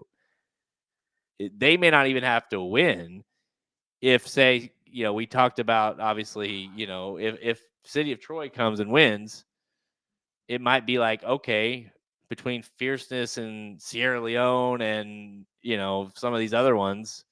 Seize the Gray, yeah. Who outfinished who? And maybe that's their 3-year-old because you're going to have that recency, which would suck. Yeah, Dornoch could have. I mean, yeah, he's retired. I don't think he's done enough, even though he's had a great year. You don't have the recency as well to where, I mean, although if everyone's awful, and then again, these are a lot of ifs. But if you were to be, everyone was kind of awful from the 3-year-old department, the front 3-year-old U.S. horses. Maybe like everyone's like, well, Dornoch at least, I don't know. No, I don't think he's got a chance now because he got hurt. I look, if you just look at the wins, the quality of the wins, I think Seize the Gray and Fierceness are head and head. Yeah, we talked a little bit about that last week. I think you're right. And I don't know how it'll shake out, but I think whoever finishes ahead of who in this race will win it. Yeah. Should win it. Yeah. I mean, because let's just say who are you even considering? You know what I mean? As you head into the race. Just those two. Yeah. And Sierra Leone is like a margin back. And I mean, if you have to put 3, that would be the 3. But yeah, because doesn't run bad enough, but he's definitely not, good enough. So Ron, that's a good point. We talked a little bit about him last week as well. Like if Forever Young wins, I just don't like. Yeah, he ran in the Derby and he ran well in the Derby. He got third in the Derby, but could you really vote a horse that won, didn't even win the Derby, ran third, and then won? He would have to win the Classic, and to even think about it. And I still don't know for sure if that would be enough. They like to, like, I don't know if 2 races is enough. I think if they were 2 wins, yes. Yeah, well, if you won the Derby and then you won here, yeah, for sure. And I think there's a world where it's possible, because I do think when you sit down to vote and that last race you saw was, let's just pretend, Forever Young is 4 lengths, 5 lengths better than Seize the Gray and Fierceness. Well, you might sit there and go, maybe it's just a year we vote him. So I don't think it's totally impossible. I'm still skeptical that they would vote him, but I don't think it's impossible. Yeah, valleys to peaks. It's funny. Like, I actually had a family member who was on a flight, like, I don't know, a month or 2 ago, and she messaged me and she's like, "Hey, I'm on a flight and I'm sitting next to the owner." And the way she worded it was hilarious, and it just goes to show you, like, like, all credit to them. Like, they're on a hell of a ride right now, my racers. But she's like, "I'm sitting next to the owner of the horse that won the Preakness." And it's like, which one? Like, this year? And like, yeah. I'm like, oh my gosh. Like, well, yeah, he probably owned it. Like a 0.001% of it. But yes, technically he was an owner. And so, and listen, like, that it is what it is. Like, they're on a hell of a ride. I'm sure they're pumped. Probably a big reason why the horse was bet so hard last out, and obviously probably deserved to be so, obviously. But it would be a hell of a story. And obviously we love the coach around here. So we'd love to see that happen. I hope, and this is why we ended it last week, and we'll end it this way as well. Like, let's just hope that these horses do what they're supposed to do, right? As far as, like, okay, let's not have this debate. Fierceness, go out there and win the damn thing. Or Seize the Gray, go out there and win the damn thing. Or at least run well enough to where, like, we look at it and say, hey, there's no debate. He's 3-year-old of the year. He's horse of the year. She's horse, whatever. Like, can we please finish the year like that? It'd be nice, but the way this year's gone, I kind of expect some chaos in the horse of the year department. To be completely honest, I don't have any faith Fierceness will win. He certainly could, though, and I think Torpedo Anna's in for a tough race. What was the horse that won? The Heather, the backwards bet, the Breeders' Cup, the big, what was her name? What's the Take filly? Charge Randy. Take Charge Randy. Thank you. Yeah. She ran, right? Remember, didn't he run her again after the Breeders' Cup? Twice. He ran her twice. Of course he did. He ran her at Delta Downs, and then he ran her at Los Al. Oh my gosh. Okay. Point of that is he saw an opportunity, and it's Lucas. So what I'm saying is, if it Seize the Gray were to win, or maybe doesn't win but runs like pretty well, like, I wouldn't put it past him to fire that horse right back out one more start before the end of the year to say, you know what, let's try to get the Malibu win, or let's try to, whatever it is, try to get that grade 1, and then, like, let's make the voters make them pick us as for 3-year-old of the year. Now, obviously, Fierceness wins, it's out the window, but I wouldn't be surprised if that happens. The only problem with it is I think the ownership, like the actual big owners, are calling the shots on that, and I don't think Lucas really has a lot of control over it. So, but if he did, he would try that. Yes. 3-year-old of the year, like, they get that in your book. So maybe they will. All right. So last thing we'll say about it, and you tell me your guess, your prediction. Again, we'll have picks, we'll have analysis, we'll have the betting Bible, we'll have all kinds of things on the website for who we're honing in on, who we're playing. But right now, where are you leaning? Who do you think's going to be horse of the year? Who do you think's going to be 3-year-old of the year? I think I'll say this. I think it's going to be Torpedo Anna for horse of the year. I think it's going to be Fierceness for 3-year-old of the year. So you think he runs well enough. Well, but I just don't think there's too many other ones in here that I'm interested in that he hasn't faced. But I do expect him to run well enough. I don't trust C's the Gray, and I trust her. So that's my prediction right now. I think my answer is going to be fierceness for both. Okay, I mean, I'm a little bit concerned about Torpedo Anna. It's fair. It's fair. That last race kind of gave you a little bit of like, not sure, not sure. But again, all she has to do is win, and him not win, and then it becomes hers to lose. So that's where we're going, guys. Again, tons more coming on the website. We got more podcasts all focused on the Breeders' Cup, more videos focused on the Breeders' Cup. The betting Bible, we've already started. If you guys played that last week, we appreciate it, and we did very well. I had 8 of 11 winners. Okay. It's never going to be that good again. So I apologize for that for anybody in the future, but it's going to be huge. The betting Bible for the Breeders' Cup. So if you are a premium subscriber, you do get those for free. So stay tuned for that. But there you go. There's 10 storylines to look forward to for the 2024 Breeders' Cup. You think about real quick about Torpedo Anna and the betting Bible. Those workout trends for her will be interesting as well. Really interesting. Truth Exposed wants to know, do you think she's tired? Just had a big year? Well, I think she looked pretty tired in the cotillion. I think you watch that race, she did the same exact thing she always did until it was time to accelerate and leave him in the dust, and she couldn't quite do it. She kind of won that race on guts and class. Now, does that mean she's tired, or does that mean she just bounced after running the biggest race of her career in the Travers? That's kind of the question. So, and again, the workout situation and how she kind of builds up to the Breeders' Cup will kind of give you an idea. And again, with workouts, you're not looking at times, you're not looking at one work, you're not looking at anything other than how are her works like leading up to it versus when she was really, really good.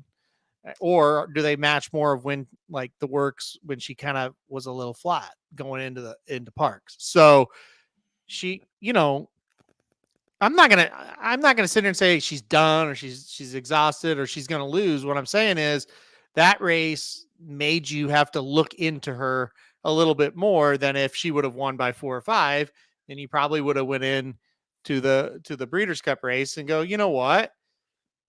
She's gonna win easy. Yeah. So.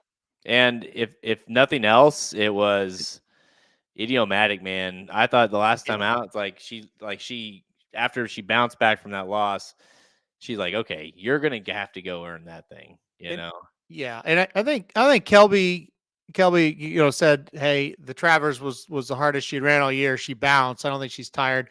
I think that's possible. And it was the just like the perfect storm for a bounce.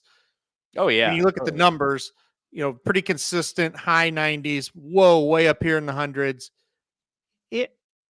That had the look of a bounce, and she bounced and still won. And we talked about on the show. We said she may bounce, but she'll win. And let's also like put it all into a little bit of a vacuum, all in perspective a little bit. The horse that she damn near beat, okay, who won the Travers. It was the Travers, by the way. Yeah, is going to be not the top choice. We'll see what City Troy does, but one of the top choices for the Breeders' Cup Classic. Is one of the top choices for Horse of the Year, is also one of the 3-year-old of the year top run, as far as top contenders. It's like she had to run her ass off because she was trying to run down Fierceness. Right. So, like you said, everything lined up for her. If it was going to happen, it was going to happen in that next race, right? Yep. It had to run down a Fierceness that was running huge too. A Fierceness that when he's ran that huge race has won by a pole, right? Yeah. Just extends. No horse. We've never seen a horse come at him and gain on him, frankly, like that before. So yeah, so there's that. I keep going when I see her run. The way she runs, man. Like she's like she sees it. She knows she needs to get there, and she she's all heart. She's got a ton of guts. What? Let me ask you this: her at her best, Torpedo Anna at her best, Idiomatic at her best. Who do you think's better? Forget about the bounces and all this. Like Torpedo. I think she's too. I think she's more talented. Yeah. I think she has a more devastating turn of foot. Yeah. I think so too. I do think Idiomatic is super true. Mm-hmm. Just again, like she's gonna make you earn it. You know, she's not gonna give it up for free. And so I just think that is going to be a factor if she is. And you know, the thing about the way that Torpedo Anna ended that last race, it looked like he just like he got like he kind of she pulled away late. And you're like, all right, and then he kind of backed off of her, and it got close, a little tighter than you would expect. I just think that she was just bounced a little, you know, like had to run a little harder than she used to in that next race, or in this race, and just like you said, won it on guts. You know, wasn't maybe her best effort, but it's good horses, man. They find ways to win. Even, you know, how many horses like, well, they lost because they bounced. Mm-hmm. The good ones, the really good ones, they still win when they bounce. They find a way to do it, you know. So Yep. I don't know. I still think she is. I don't know. Maybe it's just my heart too. I really want to see her win Horse of the Year. I think it'd be such a cool story.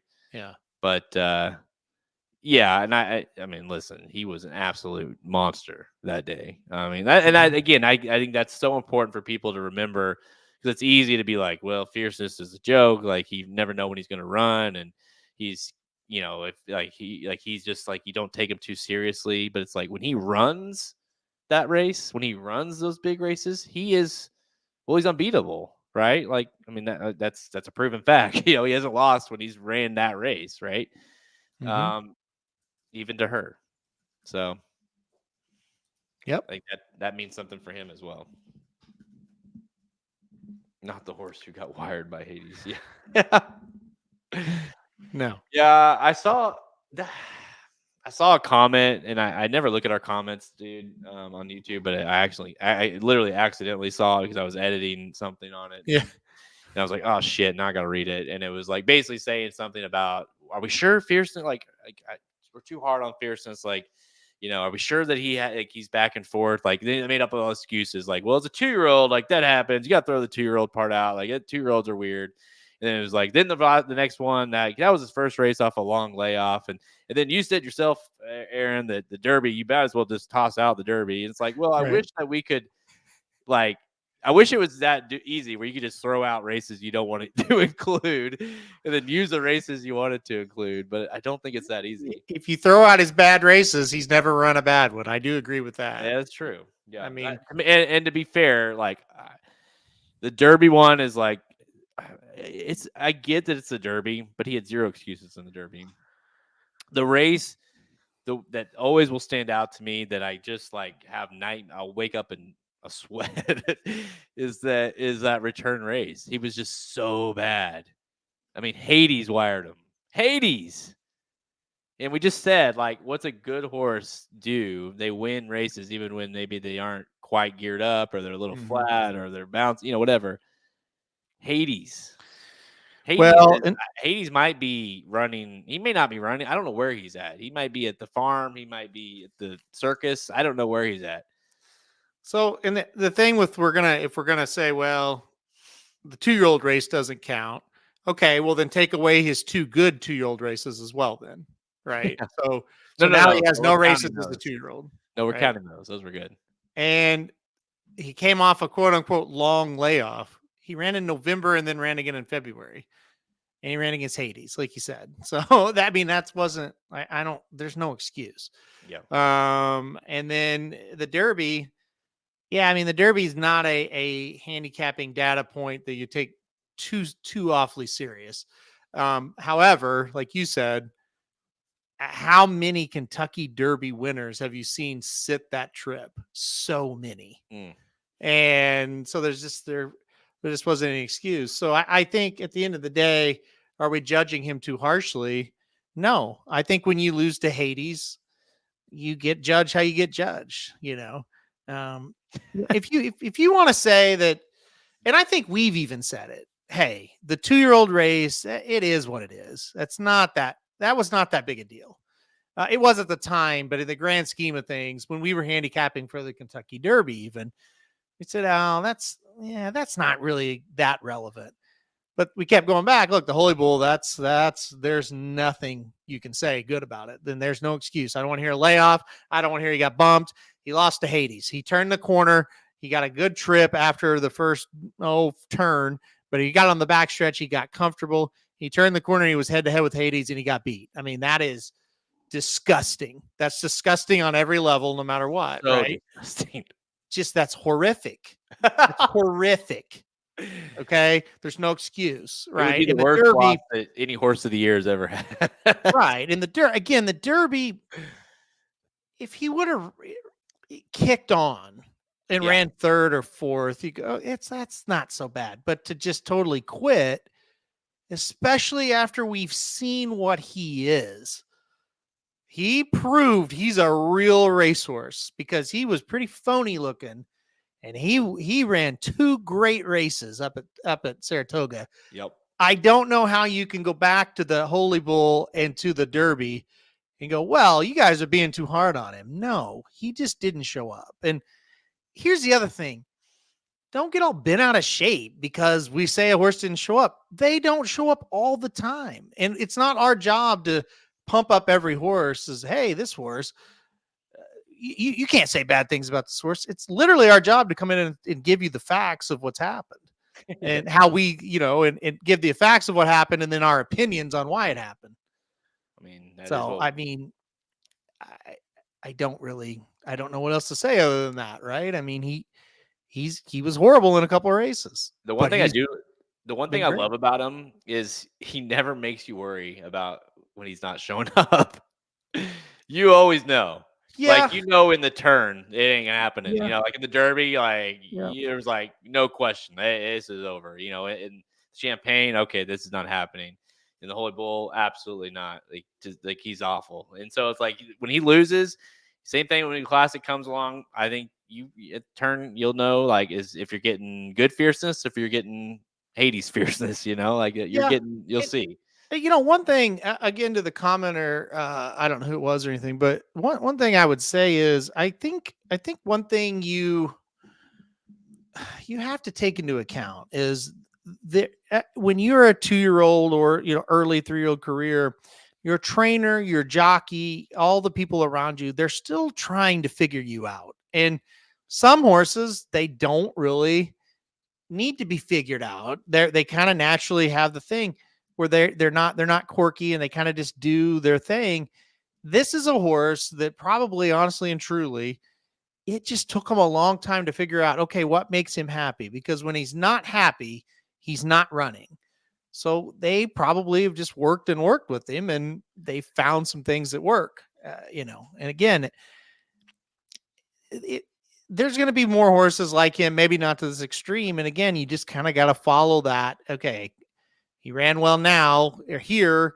What is it? What is it that made him happy? And they thought they had it figured out in the Derby and they didn't. And now they kind of got a thing where it's just like, keep him outside, lose links, just keep him away, keep him happy, and he'll run. We'll see. We'll see if he can do that against some of these horses, these monsters, these older horses that appear to be shaping up for the Classic. Man, it's going to be a good one, guys. I cannot wait, but unfortunately, that is all the time we have. Our podcasts, by the way, have gone from an hour to every show is an hour 30 plus, hour 40. Mm-hmm. So it's awesome because we've had a ton of people in here the whole time.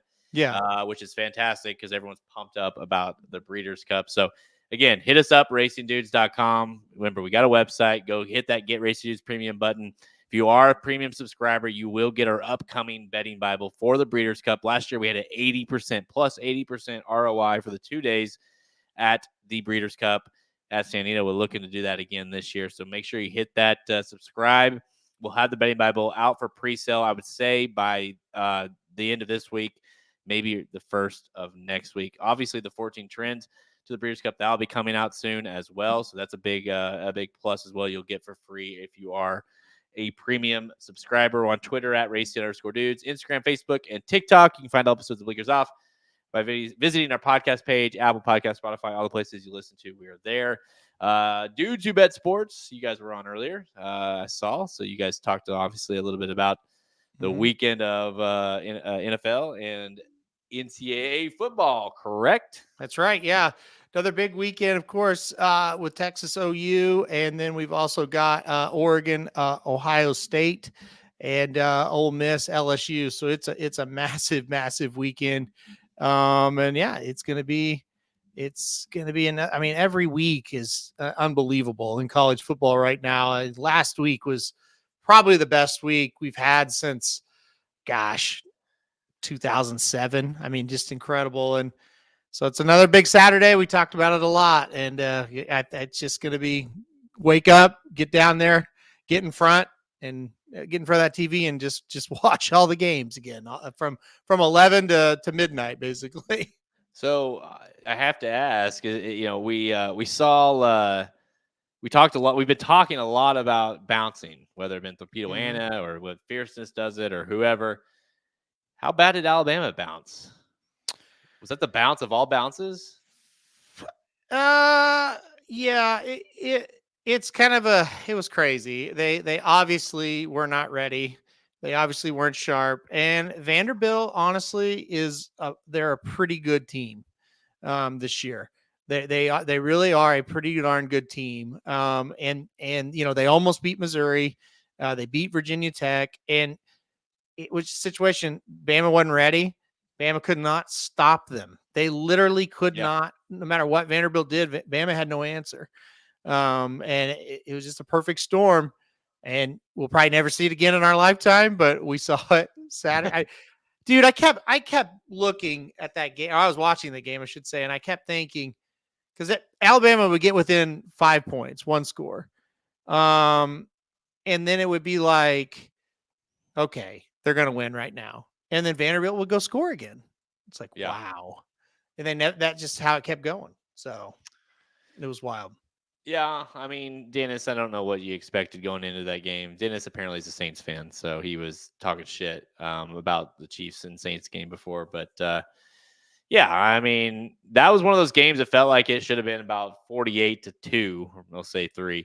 And it wasn't. It just the Chiefs are the Chiefs, and they don't close opponents out. But, the Chiefs dominated that game from start to finish. And it's one of those, but listen, I've seen way too many where it's like, it's even the Ravens game at the beginning of the first game of the season. You and I obviously were texting each other during it. And it's like, this is like, so the Chiefs, because like, how are they about to lose this game? And it feels like they outplayed them the whole game, and that's just what they do. They let teams, but, thankfully they have Derek Carr at quarterback for the Saints. And, that doesn't help much either. But no, I mean, the Chiefs listen, Dennis, I have very little doubt that Andy Reid and Patrick Mahomes could put you out there in the slot and you'd probably get about 50 yards and a touchdown against the Saints. Like they just fight. Like, dude, Juju Smith-Schuster and Kareem Hunt were our leading rusher and pass catcher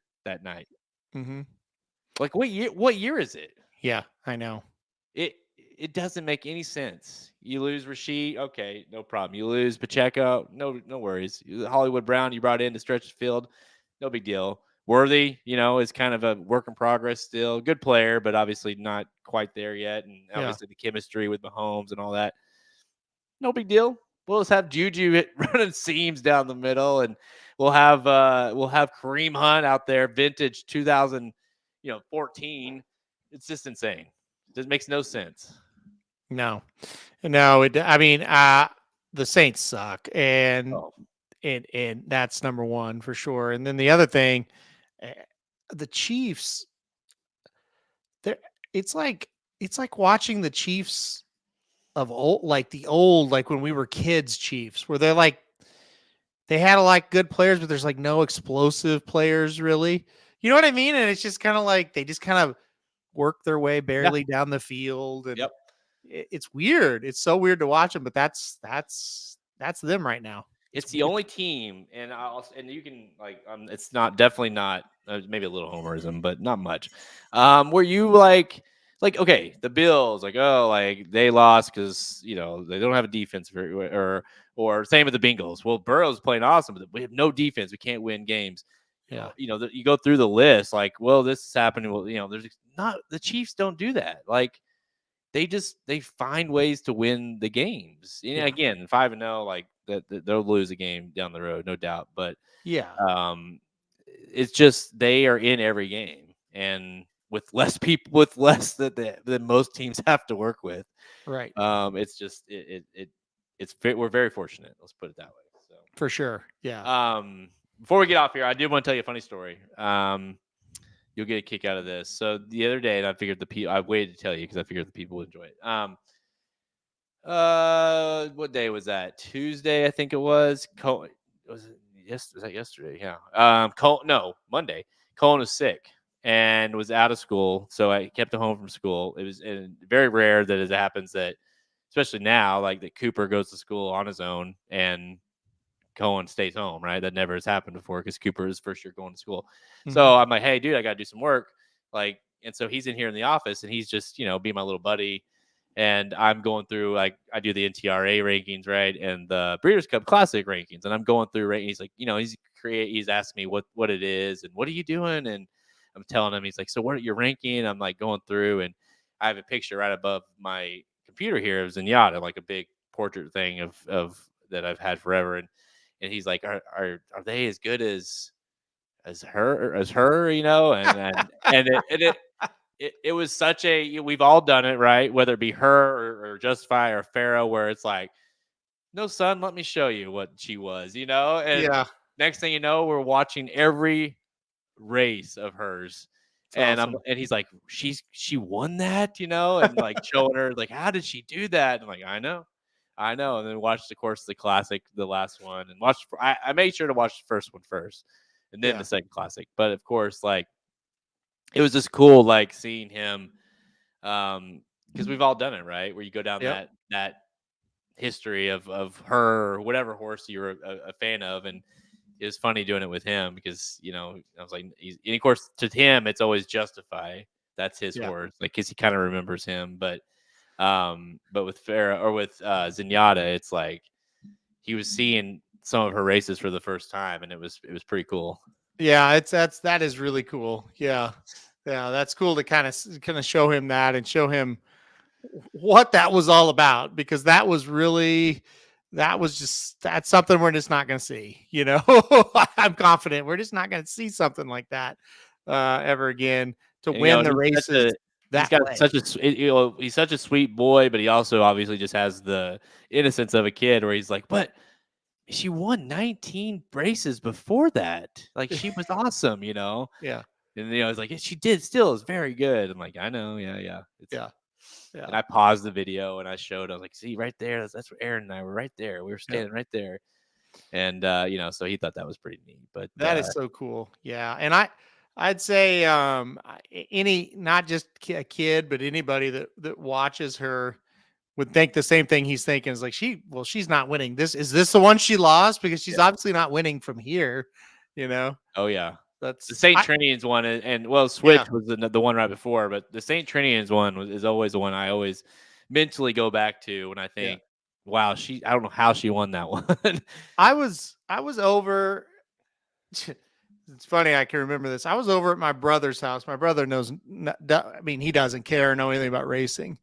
And I can't remember what race it was. It was one of the ones before her classic win, the one she won, the Breeders' Cup Classic. And we were watching, and I was like, hey, throw it up here. I want you to watch this horse. And she is up the backside. He goes, am I looking at the right one? I said, yeah, the one in the back there. He goes, well, what are you talking about? It's like, she's so far behind. I was like, yeah, but she'll win. And so they get in the turn and she still hadn't moved. And he's like, it's this one. This is the one you want me to watch. I said, yeah, don't worry, she'll win. And then she went, and he was like, that's the damnedest thing I've ever seen. He's like, that horse was running like cross-legged. I said, yeah, that's what she does. And then all of a sudden, boom. Yeah. So that is really cool. Yeah. It's, like you said, we'll never see anything like it again. Not one riding off those kind of wins. And like you said, all these horses always have bad days or bad races where they bounce and they just don't have it yet, and she never did. Even the race she lost, she brought it, and probably should have won the thing. Just ran too good to lose. But yeah, it's just it's just in the way it's not like Justify or something like that, where it's like the horse went, just overpowered them, went to the lead, they could never catch them, kind of thing. The way she won it, she was up against it every time because the way her style, and man, just an absolute monster. So. Dennis is talking about Rachel, and that's another one. You could watch those replays forever.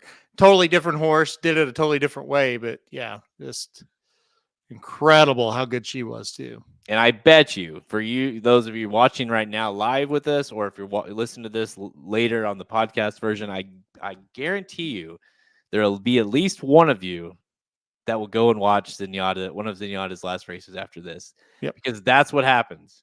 And anytime I'm replaying videos, like if I'm editing for the podcast, I'll put like audio clips in. I always go down a rabbit hole of like, okay, now I got to watch this. And now I got to see her win this one. And I just go down it. So, and yeah, Valley's Peaks, like as bad as he was at Oaklawn, those calls were awesome. I mean, give him credit. Those calls were fantastic because he just literally screamed at the top of his lungs because her style made it that exciting, the way she finished. So yeah, he did a great job on those calls. And he's always going to have those calls. Let's put it that way. He did the Hollywood Park. Really, really good. Really good. All right, guys. Appreciate y'all sticking with us. It's been a fun night of Breeders' Cup talk. And again, check out the website, raceseries.com. We got all kinds of goodies as we get closer to the Breeders' Cup. All right, guys. I'm Jared Welch. He's Aaron Halterman. Good luck this weekend. Thank you for listening to another episode of Blinkers Off. Join our horse racing community at racingdudes.com and follow us on Twitter at @racing_dudes. Want to make money betting horses? Bet with the Racing Dudes.